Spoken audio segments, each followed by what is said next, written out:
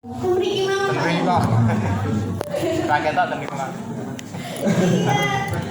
Iya, sharing-sharing terlebih dahulu Bapak.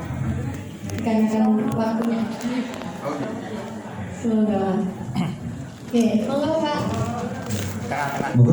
Ya, mungkin kalau Pak Danu tidak lagi ke proses kreatif atau pengalaman, tetapi lebih ke bagaimana cara menulis yang baik itu Bapak, bagaimana karya yang baik, bagaimana untuk memotivasi anak muda itu bagaimana Bapak. Jadi terkait pesan-kesan dan juga terkait cara kepenulisan seperti itu Bapak. Ya, menulis yang baik itu asal pulpennya cakep. Mantap. Terus ada garis bawah itu mesti baik. Jadi seperti itu. Jadi kalau mau menulis yang baik ya pasti harus punya dasar dulu. Dasarnya seorang penulis itu tidak ada teorinya. Jadi teorinya adalah membaca. Misalnya ya, penulis fiksi, ya dia harus banyak membaca karya-karya fiksi yang baik. Lalu dengan itu dia akan niteni atau kita akan niteni. Oh, stylenya Rendra begini, stylenya Pramudia itu begini, stylenya Kadek Alam itu begini dan seterusnya. Jadi kalau kita cuma berdasarkan teori-teori saja itu kita akan nggak pernah jadi. Berarti lebih ke prakteknya ya Pak ya? Ya memang seorang penulis itu harus praktek. Begitu membaca, kalau saya dulu ya pengalaman ketika masih SMA dulu gitu, ya membaca miliknya Taufik Ismail, saya sadar kadang-kadang jagung, mana yang bagus, yang menurut saya bagus.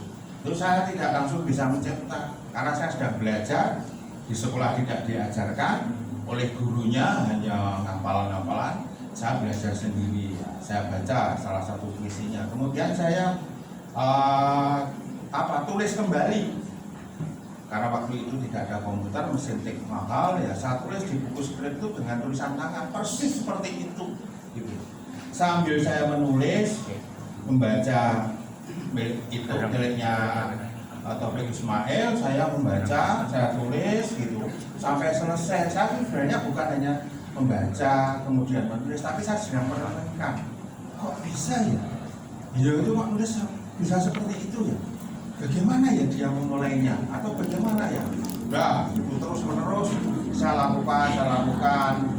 Tahu-tahu itu saya mau menulis menurut apa yang saya lihat atau saya alami, saya tulis kok jadi ya seperti itu. Kemudian saya kirim ke mana? Waktu itu tahun 70-an akhir itu waktu SMA itu remaja nasional itu di sini Pak Pribadi tidak hadir. Dulu saya Pak Pribadi, Pak Nugroho, saya itu latihannya begitu, berlomba-lomba dengan Pak Pribadi dengan Pak Nugroho itu. Ayo saya ini mudah-mudahan dimuat lah. Kalau kita muat atau dimuat di sana kita saling sharing, umum-umuan tapi sebenarnya itu bukan umum yang belajar. Jadi intinya itu sederhana. Menulis itu hanya sebuah kedisiplinan, kesabaran. Nggak ada menulis sekarang tiba-tiba langsung jadi, itu nggak bisa, langsung bisa itu nggak bisa. Dulu saya nulis itu pengalaman itu, kalau saya kirim ke puisi ke koran itu yang tadi saya sebut tadi itu tidak hanya 1, 10, sampai yang ke 10 kali baru dimuat. Bangga. Mungkin beliau redaksinya tuh melihat ini anak-anak ini sungguh-sungguh atau tidak gitu. Mungkin karena rutinitas setiap minggu saya mengirim dibaca ada tanggung jawab baru masuk. Pak Pribadi, saya, Pak Nugroho kebetulan sekarang tidak aktif dalam dunia kesastraan. Pak Pribadi masih, saya masih. Jadi intinya seperti itu. Ya. Ya itu yang diteni itu berarti yang seperti yang Bapak sampaikan dulu yang terkait metode 3N itu kan Pak? 3N dari Ki Hajar Dewantoro itu. Niteni, nioake, nambahi. Saya masih ingat ini. Itu hukum bagi mereka yang mau belajar apapun, terutama untuk sebuah kreasi itu seperti itu. Tidak ada di dunia ini ujuk-ujuk langsung jadi, itu nggak ada dalam proses berkesenian, proses menulis, proses membuat lukisan itu pasti dia dulu milik siapa. Kalau dia bisa lukisan seperti ini, saya kira-kira kalau seperti dia pasti akan tenggelam. Saya akan membangga digabungkan dengan apa dasarnya. Seperti itu. Jadi niroake nambahi. Nah, ada proses dalam menulis, nggak langsung ujuk-ujuk jadi penulis. Kalau Pak Didi kan bagaimana Pak Didi? Ya. Ya, mohon izin sharing ya. Untuk proses kreatif menulis mirip dengan Mas Heru tadi, bahwa pertama itu untuk menulis itu memang harus membaca dulu ya, membaca yang banyak, kemudian niteni lah. Akhirnya ketika kita banyak membaca karya-karya yang sudah ada, kita niteni.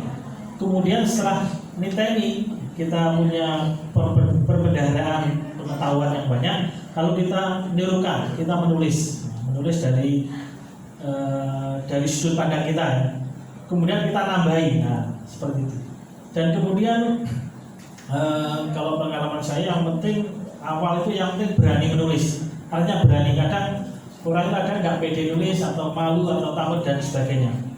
Jadi setelah kita membaca banyak karya lain, kemudian kita memunculkan keberanian. Nanti dihina orang Yusbian, nanti dikira tulisan kita jelek, biarin. Yang penting kita berlatih terus-menerus sehingga kita punya karya yang layak lah.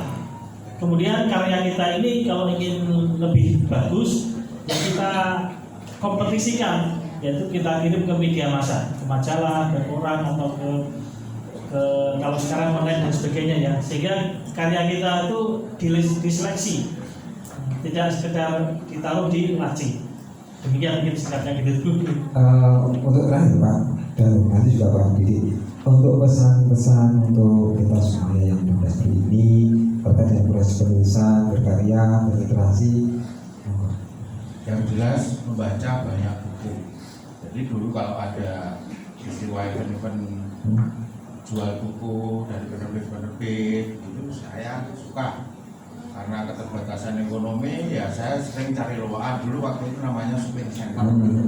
Walaupun tidak saya baca hari itu, tapi satu saat berbeda. Jadi membaca itu dasar dari kita tambah pengetahuan itu apapun lah gitu. Karena sebagai seorang kreator ya otomatis kalau bisa membaca itu berbuah gitu. Berbuah kalau tadi Pak Komedi tadi menceritakan diikutkan di media massa itu kan ada seleksi itu. Nah, seleksi. Jadi intinya itu sederhana.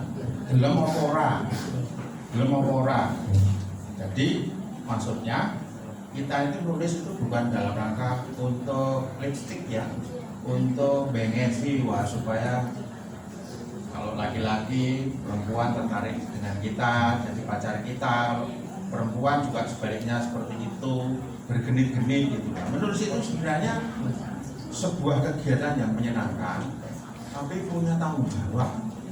Ya karena itu kalau sudah dipublish gitu, semua orang membaca misalnya atau orang membaca itu kita punya tanggung jawab. Iki amu atau milik kita atau ini jiplakan ya. Apalagi sekarang dalam dunia seperti sekarang ini ya, sangat banyak muncul di internet, kesempatan untuk jiplak itu sangat terbuka ya. Tapi kalau ketahuan hukumnya sangat kejam. Netizen itu atau orang itu kejam gitu, karena sangat banyak itu dibutuhkan mutiara. Mutiaranya kok ternyata palsu gitu kayaknya, dari sekolah geling katanya kayak gitu. Kita tidak di Kulonprogo ini saya kira apa yang sudah dilakukan oleh instansi terkait dalam hal ini misalnya Dinas Kebudayaan ini saya kira bagus ya untuk benih-benih yang ada ini.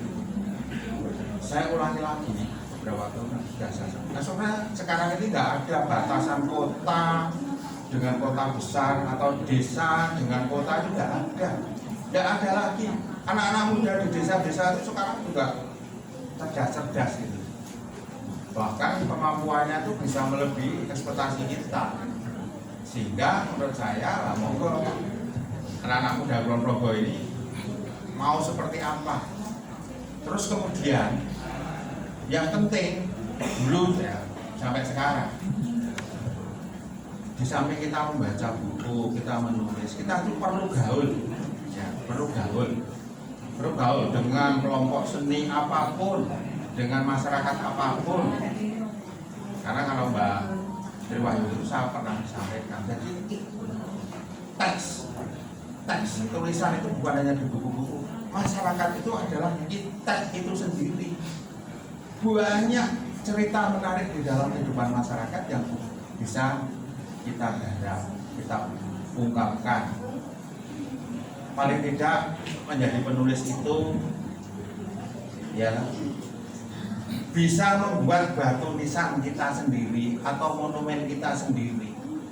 Kalau monumennya baik, batu nisannya baik, otomatis karena proses untuk membuatnya panjang dan lama, membutuhkan ketekunan. Kalau itu tidak dilakukan, ya tadi kesempatan sekarang ini sangat terbuka.